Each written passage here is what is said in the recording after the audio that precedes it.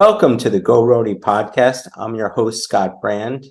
Tonight, I have a feel-good story about a guy named Garrett Johnson. Actually, it's not a feel-good story. It's a feel-great story about Garrett Johnson. He's a basketball player, freshman at George Washington. First game in, scored 21 points, pulled down 9 rebounds. That's a pretty good story for a freshman.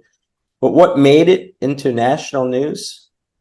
This guy Garrett had 9 rounds of chemotherapy for 2.5 years. Originally was supposed to go to Princeton, had a 9.5-inch tumor, and then he wound up on George Washington. And after 2.5 year battle, first day back, he did magic on the court.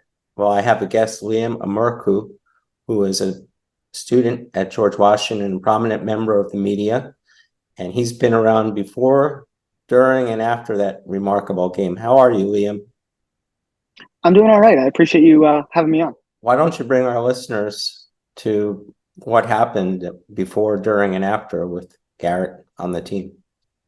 Yeah, so Garrett Johnson is like you mentioned, he did a pretty good job summing up his story. He's from Oakton, Virginia, committed to play at Princeton, and wasn't able to play his freshman year. And he redshirted his first year at Princeton because he was getting treatment for his tumor. Mm-hmm. And then I believe, dropped out of school entirely his Yeah. sophomore year, which was last year, to continue getting treatment. And it was, like you mentioned, pretty intensive, pretty serious treatment. It was a tumor in his left hip that was seriously kind of hurting his mobility. Obviously, wasn't able to play basketball or anything like that. But I believe he got the all clear from his doctors sometime in the spring, and GW brought him in. Honestly, had a lot of faith in him. I'm not sure how many other really offers he had. But GW has kind of made a habit out of finding maybe these diamonds in the rough from other schools, and they brought him in, and he is like, I think he's probably been GW's best player this year through 4 games. He's seriously been phenomenal. Wow, that's incredible. I want to just set the mood here. I have a video I'm going to go to right now.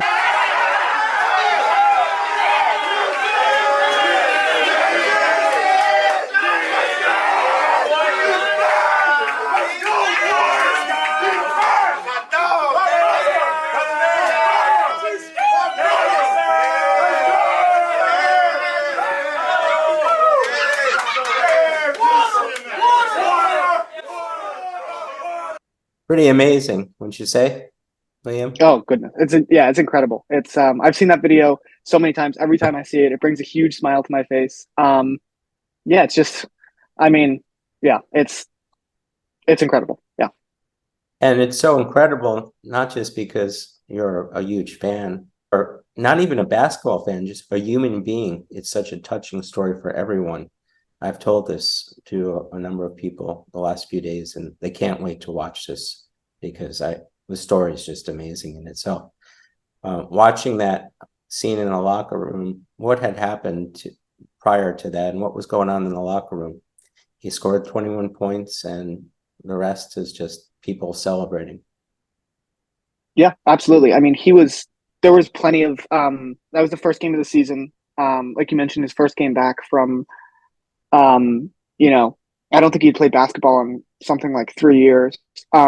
There were plenty of players who had a great night. He had the best night, and it's compounded by the fact that he's just coming back from 9 rounds of chemotherapy. So I remember he said after the game in the post game press conference, he said something like, I think someone asked him, "Hey, were you nervous at all? You hadn't played basketball in all this time." And he was like, "Yeah, like I was nervous. Before I went to sleep last night, I was struggling, but then I got out on the court and like I just started playing basketball, and I remembered that like this is what I love to do, and obviously it went pretty well for him."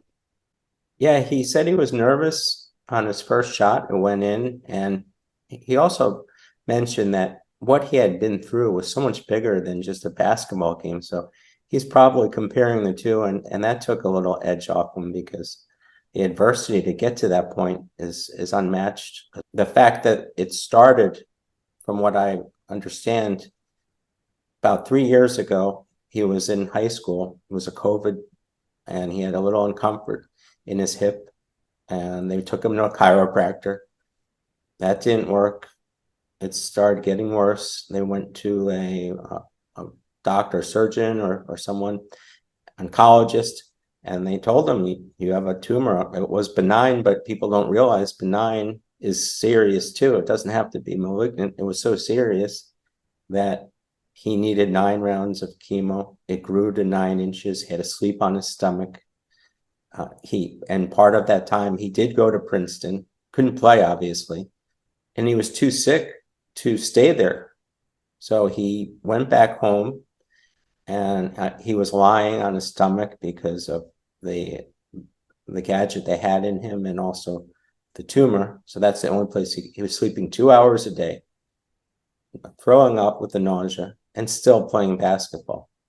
And finally, I don't know how this happened, but miraculously it eroded and disappeared. It's not there anymore, the tumor, I believe. And he was ready to play basketball. Now you can tell me of the recruiting story, because I'm just become a Garrett Johnson fan. What happened? I know he's a 3-star recruit. He was recruited by Princeton. That's pretty good. He maybe could have played in even more prominent school. But after that, was he just someone that no one wanted to take a chance on? And GW was his only offer? I don't know if GW was his only offer, but I do think the interest was limited, definitely more limited than it was out of high school. Just kind of because he hadn't played basketball in, 2 or 3 years. Um, and as I said before, there's a few other players on GW that have, they don't have, it's not as incredible of a story. They just, had an injury their freshman year or didn't play their freshman year, and GW kind of brought them in. And they're now, transfers from a few of them from Power Five schools. Garrett Johnson's kind of the exception. Yeah. Who But else, they've, by the way? I'm yeah, starting so to understand. Who? Max Edwards Max. is probably like number 2 option on the team. You call him Max? He has another name. Yeah, it's Maximus, either Maximus. one. Yeah. I know him. I know Um, that dude. He's tough. He's yeah, a no, he's a really great player. He okay. transferred from Kansas State last year. And then let's see, Darren Buchanan transferred this year from Virginia Tech. And then Benny Schroeder transferred from Oklahoma. So just a few of these. That's kind of the blueprint that the staff tried to, they tried to find these players that were maybe pretty well recruited out of high school, went to a place where for one reason or another it didn't work out, whether it was injuries or obviously what we're talking about with Garrett Johnson. And they relied pretty heavily on high school film to Mhm. recruit these guys, which is, there is a certain amount of, you gotta kind of have to take a leap of faith. And at a certain point, it becomes, a little bit of luck. I know, especially with Garrett Johnson, the GW head coach Chris Caputo said, we knew that he was a very talented player. We knew that he could contribute for our team. Obviously, he's coming off these health issues. There was a certain point when we kind of just had to, like, just kind of hope that you got a little bit of luck, hope that he was able to recover from this well. And obviously he has been able to. He really took a chance, Caputo, and scholarships are precious, and obviously the severity of his condition was a big chance, and he came around and he basically went for it, and now he looks like a genius, but he also looks like a really great person, Chris Caputo, to do that. That's part of the story, isn't it? Tell me a little bit about that, what's been going on about that relationship between the head coach and Garrett, and why why he did this. Yeah. And Chris Capito it's super, super nice guy. If you ever get a chance to talk to him, he's incredibly personable, whether he just meets you that day or he's known you for his entire life. He's like seriously like such a great guy, beyond just being a basketball coach. Um, and I think Garrett is a little bit quieter. He doesn't have, he doesn't have that much a huge big personality where he's going to kind of be the loudest talker in the room or leading the team in terms of vocal aspects. But there was clearly a connection made between Caputo, and I think there was, I don't remember which member of the staff it was, but like members of the Caputo staff have pretty there's some pretty deep ties to a lot of the DMV. So he was a known commodity, kind of to some of these people before, maybe even before he entered the transfer portal. But if there's one thing that Chris Caputo has emphasized, is that he wants players that he knows will fit in the, like, character wise will fit in with his program, rather than just someone who, can be good on the basketball floor, on the basketball court. There's a few players. I mean, they didn't give me any names, but I was told there's a few players this offseason that they were considering maybe, like, oh, will they be a fit with our team? And they're like, oh, well, he's a great player, but I just don't know if he's going to fit with our culture. So it's clearly something, character is clearly something that's very important, to Caputo and his staff. And it's very clear that Garrett Johnson, beyond his story, is, even if he's a little quiet, he's obviously a great basketball player and an even better human being. He's a diamond in the rough. He reminds me of the Toronto Raptors. They pick these gems. What was it like before he was there? And then when you heard they were recruiting, did you give it any thought? Was it starting to become a story, even though he never played a game? In terms of Garrett Johnson? Yes. I'm sorry. So, I mean, as they were recruiting him, obviously the transfer portal was pretty chaotic. There's a billion players that, say that GW has reached out to them or this or that. I actually compiled this huge list. I still have it somewhere. Basically just to, something to do during the spring, because I miss GW basketball so much.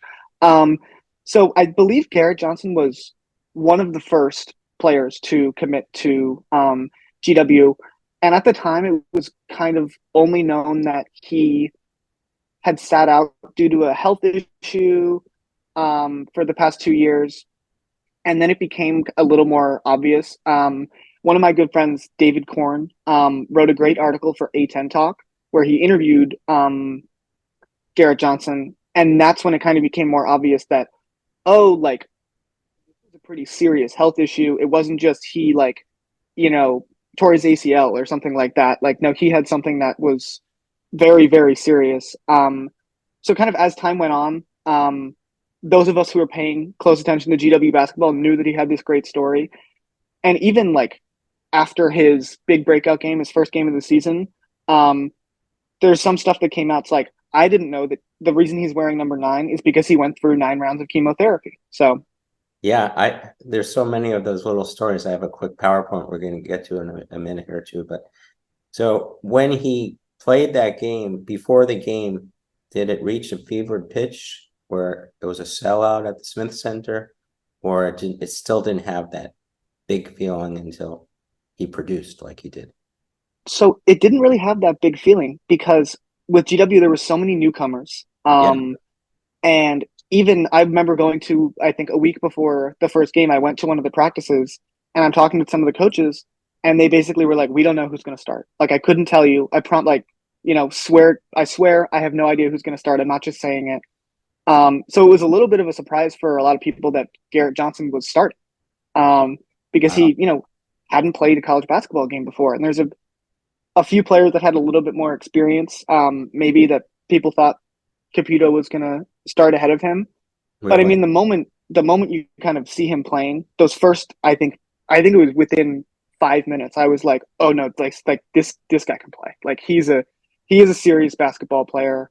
That first game, he was 5 for 7 from 3. So he was just raining them down from 3. And you're like, okay, this guy's like, what is he, 6'8", 210 pounds, and he can shoot the 3. And you're like, oh wow, okay. Like, he has this incredible story, but also this guy, he's a seriously good basketball player. So yeah, and there was a level of doubt. And then when did it really take off? Did it take like a day or two, or did it take off right after the game? I think it was when he posted some tweet, I think the day after the game, like He did?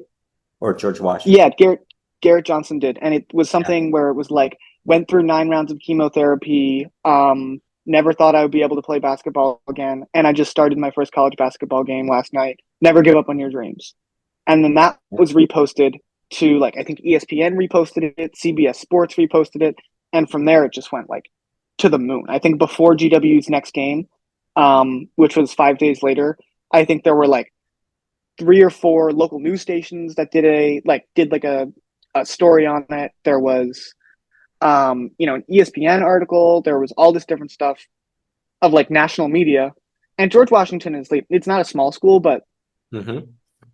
it doesn't really get that sort of attention. So I know for a lot of people, they were very happy that kind of this story was being highlighted because it's a fabulous story. And, it kind of shows a little bit about what George Washington's about. Now, has it maintained? Obviously, it can't maintain the precipice of after the tweet, and I have that tweet coming up on the PowerPoint, and I'll tell you how many views it had because you're right, exactly. But has it maintained the intensity, or is it waning a little bit? What are they doing with this story? The national media, the local media? Is it still a big story?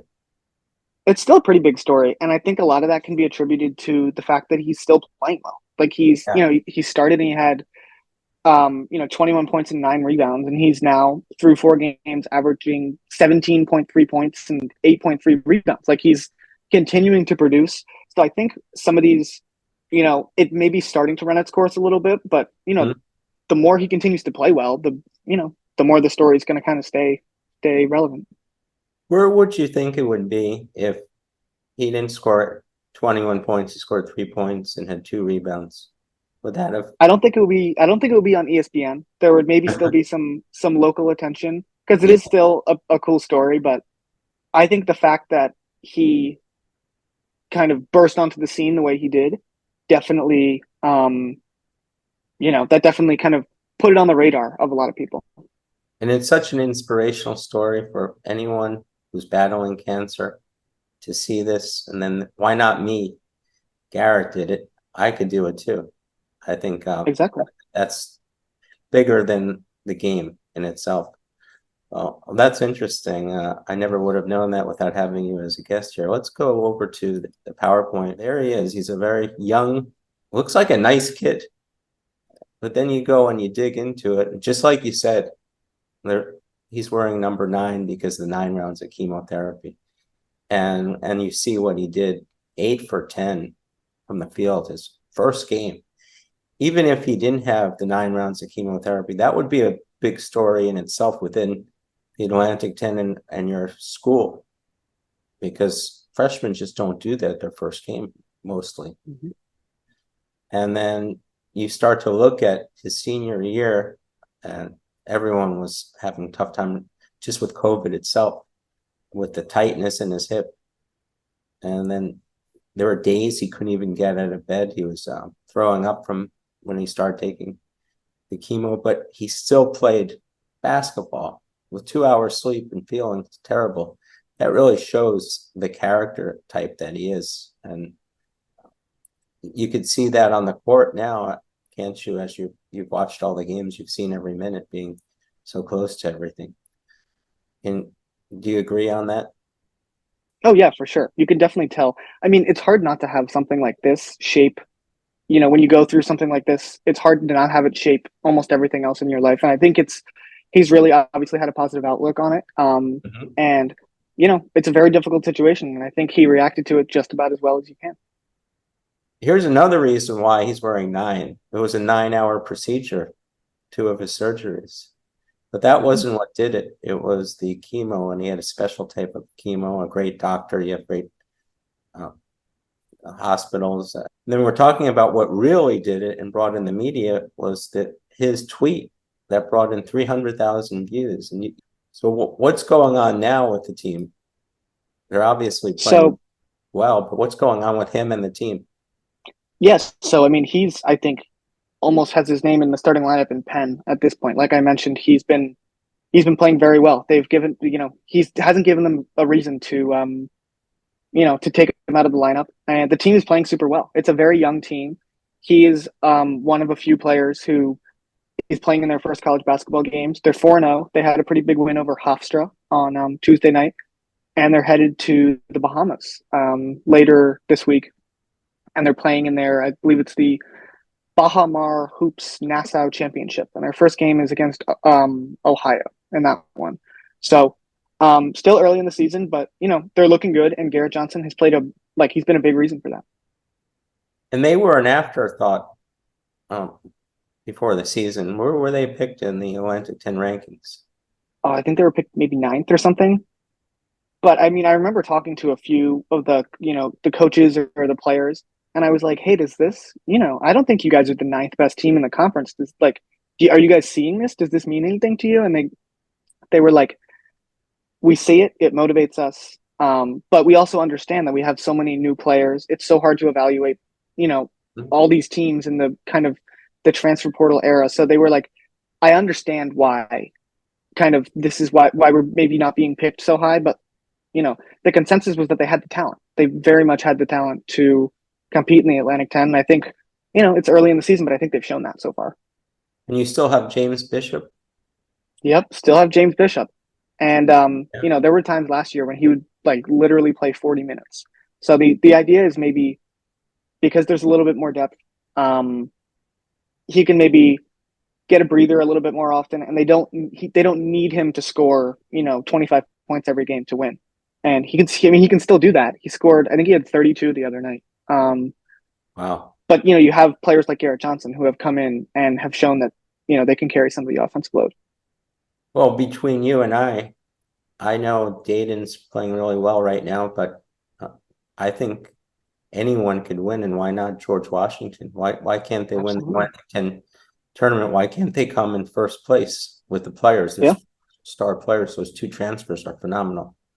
They've got Yeah, some. absolutely. I mean, the one thing is they just don't have that much experience. It's like James Yeah, Bishop has he's in his fifth year, and sure. everyone else is very much an underclassman. So I do think there's going to be points this year where that's going to kind of come back and bite them. And they Mm-hmm. haven't played a road game yet, so we'll see how they react to that. But it's very clear that they have the talent. Maximus is a beast, and Oh, I he's think incredible. ready. He's going to be very experienced enough. Oh He was yeah. Well, really good last year. Now he has a year under his belt.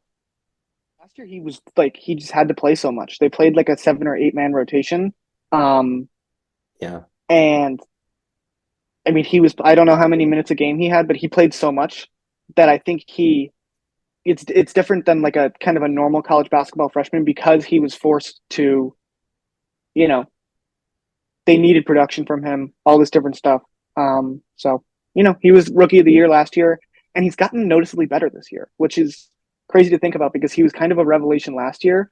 No one really knew a lot about him. It was sort of similar to the whole Garrett Johnson thing, where um, you knew that he had a good pedigree, but he came in and was really, really good. And this year he's just playing. He's just so much more confident this year, which is really nice to see.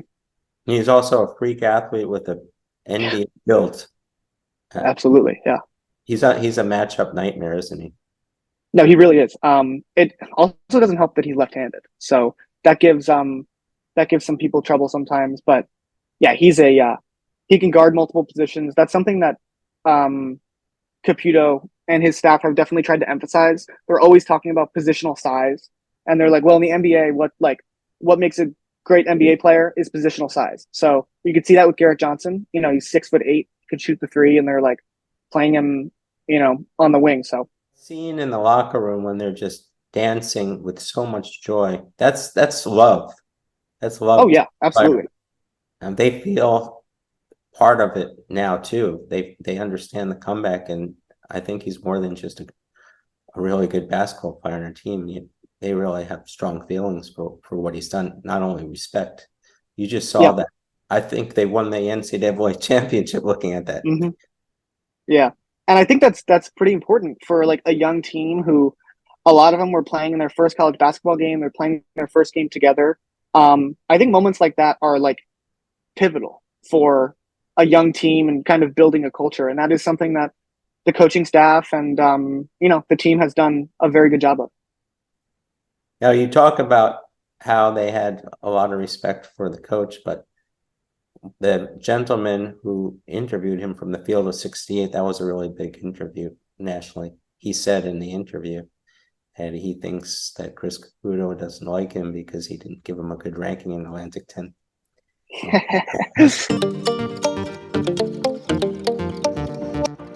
We also have an interview coming up with Garrett Johnson from GW, who is one of the best stories in college basketball this year that I did not know about until he popped off for 21 points. Head coach Chris Caputo, I don't think he was happy we picked them where we did in the Almanac, because he did not let us in on the Garrett Johnson secret, which ended up being something that looks pretty good and is a fun story for the league, fun story for college basketball, and a fun story that I'm going to get to hear, bring him on to be able to tell you guys about. Why don't we end it like this? What type of player is he, if you could compare him to an NBA player? Oh, that's a really good question. Is he a strong rebounder too? Because that would add. Yeah, that's sort of been a little bit of a surprise to me, honestly, how strong of a rebounder he's been. Because even if it was just his scoring, we would still be talking about him like this. But he's been like I mentioned, he's averaging 8.3 rebounds a game. Like he's almost averaging a double-double. So, but yeah, he's strong rebounder. Especially after the first game, we kind of saw that he's like a 3-level scorer. He's not afraid to go to the basket. He's shown that he's a strong 3-point shooter.